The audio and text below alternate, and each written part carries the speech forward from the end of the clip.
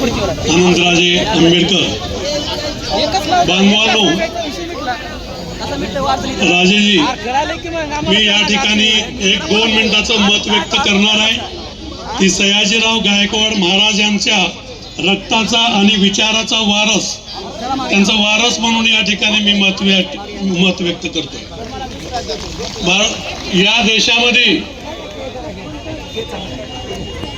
मनुस्मृतीला गाडण्याचं काम पहिला सुरू जर कोणी केलं असेल तर पुण्यामध्ये सोन्याचा नांगर हाकलून राष्ट्रमाता जिजाऊंनी या महाराष्ट्रामध्ये मनुवादाला मातीत गाडण्याचं काम केलं।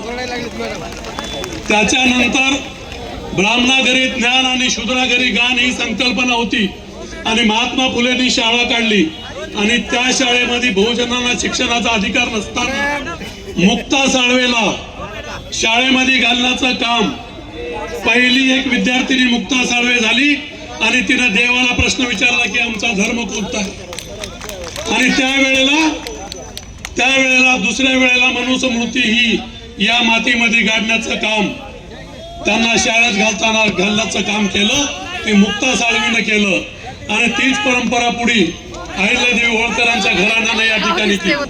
ही या देशाची व्यवस्था आहे। परंतु या सामाजिक एकतेला छेद देण्यासाठी, सामाजिक विषमता निर्माण करण्यासाठी या देशामध्ये हे उपवर्गीकरणाला सुरुवात झालेली आहे। त्याचं कारण की लढवणारा वेगळा आहे, हे ध्यानात ठेवा। हा लढवणारा वेगळा आहे। याच लातूर जिल्ह्यामध्ये उदगीर तालुक्यामध्ये महाराष्ट्रामधली पहिली मातंग समाजाची बाबासाहेबांची जयंती कोणी साजरी केली तर उदगीर तालुक्यामध्ये वानवडा गाव आहे, त्या गावामध्ये मातंग समाजाने उभी केली।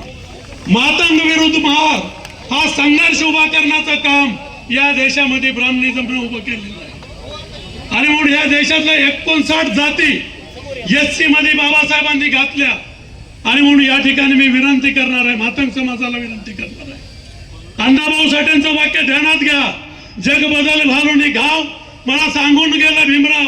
आणि म्हणून या व्यवस्थेनं, या प्रस्थापितानं, या भांडवलदारानं, या धनिकांना कसं छेडलेलं आहे ती अण्णाभाऊने त्यांच्या पुस्तकामध्ये सांगितलेलं आहे।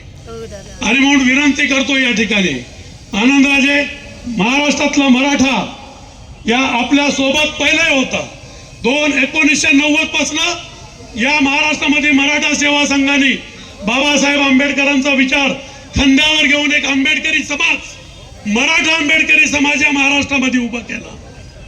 परंतु 2014 पासून या देशामध्ये विषमतावादी व्यवस्था निर्माण झाली आणि म्हणून पहिला आमचा शत्रू कोण आहे हे आम्हाला विचारात घ्यावं लागेल। आमचा शत्रू मातंग नाही, मातंगाचा शत्रू आम्ही नाही। या देशामध्ये ह्या मर्दानी जाती आहेत, या मर्दानी जाती आहेत। आणि म्हणून आता इथून पुढे एल्गार असेल, मिल बैठेंगे 4 यम, मिल बैठेंगे 4 यम, तो बीचा बिया नाश होऊन झाल्याशिवाय राहणार। ही संकल्पना आम्हाला या ठिकाणी ठेवावं लागेल। आणि म्हणून विनंती करतोय, या देशामध्ये 1902 ला राजर्षी शाहू महाराजांनी आरक्षण दिलं आणि ते पुढे बाबासाहेबांनी घटनात्मक रूपातून 59 जातीला एकत्र बांधलं। आणि म्हणून हा वाद या देशामध्ये निर्माण नाही झाला पाहिजे, याची जबाबदारी आपली आंबेडकरवाद्याची आहे, एवढीच विनंती करतो आणि मी माझं लांबत चाललेलं भाषण या ठिकाणी संपवतो। जय भीम।